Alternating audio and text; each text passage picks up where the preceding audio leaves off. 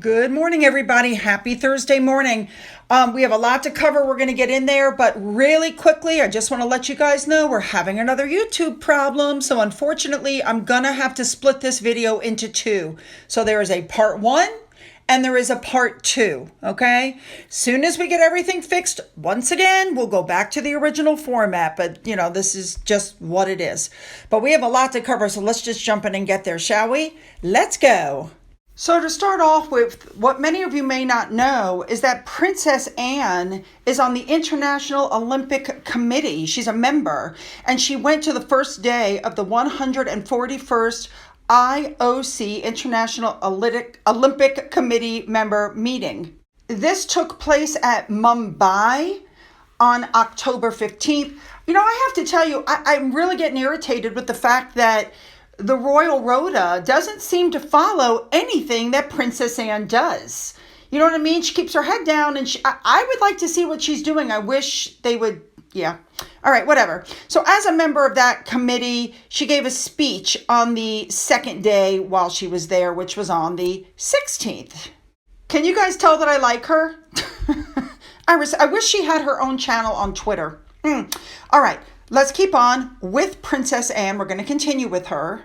Now, she must have left right after that speech because on the 16th of October, she then went to the Chevening alumni, or she met with Chevening alumni at a reception at the GOJIO, I want to say it right, World Center in Mumbai, still in India.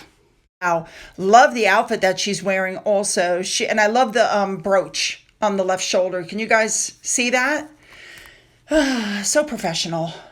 Now, while she was there, she went to the Bombay 1914 to 1918 memorial, again, in Mumbai, India. She paid her respects.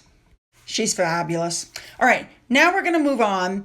Princess Eugenie and Princess Beatrice went out to dinner with Natalie Pinkham in Notting Hill at a place called Casa Cruz.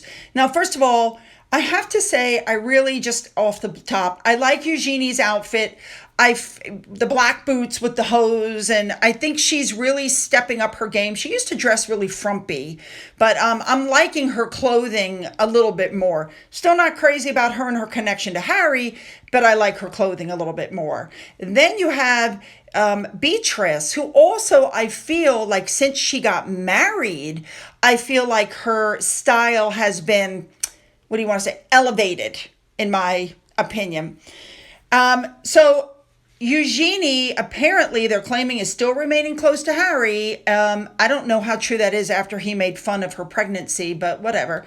Now, Natalie Pinkham used to be part of Harry's inner circle and even had to put down some rumors of romance, but apparently he ghosted her after meeting Meghan.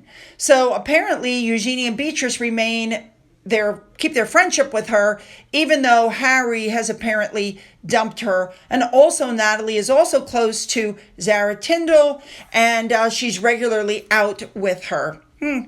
Moving on. Next up, I want to wish Mike Tindall a happy 45th birthday. Looking good there, my friend. Moving on. Next up, we have King Charles, who had a reception for African business leaders at the Garrison Chapel Barracks on the 18th of October. And he learned about opportunities for entrepreneurship in Africa, which I think is really interesting. The point of this entire thing is how to improve education and job opportunities for young Africans. Remember, he's doing a state visit to Kenya next month, and they also convened the Princess Trust. There were a lot of people there. Vogue's editor was there. Pretty cool. All right, turning on to Harry and Meghan. Don't tell me that nobody is watching the media. Everybody is talking about the fact that they went to the UK. They could have taken the kids. They didn't. Then they went on to Portugal. Harry at that point hadn't seen his kid in 2 weeks? But then they went on to Portugal. Then they went home for a few days. Then they headed off to New York. Then after New York, they went off to the Caribbean. So now they're putting out these articles that they were, Harry and Meghan were keen to get back to the kids. They miss them so much and they just have to get back.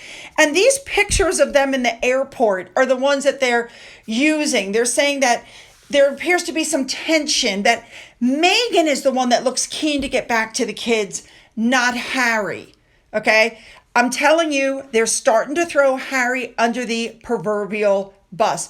They're saying that there's a serious-faced look from Harry and Meghan because they've apparently chosen to uncouple from their signature clasped hands as they're walking across the tarmac, and Harry and Meghan are not even walking side by side. They're not even making a pretense. But this, I find that interesting in itself, because after all, Backgrid was called and they just happened to be on the tarmac right when they landed. So we know who called them. And that leads into this next story that came out, that Harry and Meghan have toned down their affection because they're not as quote unquote openly passionate as they used to be. We know that they could not stop holding hands. They held hands even when it was grossly inappropriate. But they used to be affectionate in public, but, they're saying that it's very obvious that that's not happening anymore. The question is why? Now, the body language expert is saying it's because their relationship has evolved. I don't believe that at all. Moving on to our next story, they're saying that Meghan Markle knows her commercial value and that she may be planning a relaunch after a summer of public appearances. Give me a break. We already know what's going on. It's going to be the TIG. She's trying to get people to put their products on the TIG. That's how she's going to make money. We all know she reopened her Instagram, but it hasn't attracted a lot of people. It's not good. So I agree with Meghan's mole. Her father had Hollywood connections, and she was married to somebody with Hollywood connections, and still, And here's the problem with Meghan. She forgets that she's a byproduct. People are only interested in Harry. This is why they got the Netflix deal. This is why they got the Spotify deal. People wanted Harry. They didn't want her. The problem is he pushed her in front so that she could realize her dreams. And as a result of doing that, everything's in tatters. They lost their Spotify deal. They were fired. Her stuff was crap. And now, of course, we know that Audible is talking. They only want Harry. All right, you guys. So this is the end of part 1. You still need to do part 2. So go back however you're going to do it and make sure to watch the second section. All right.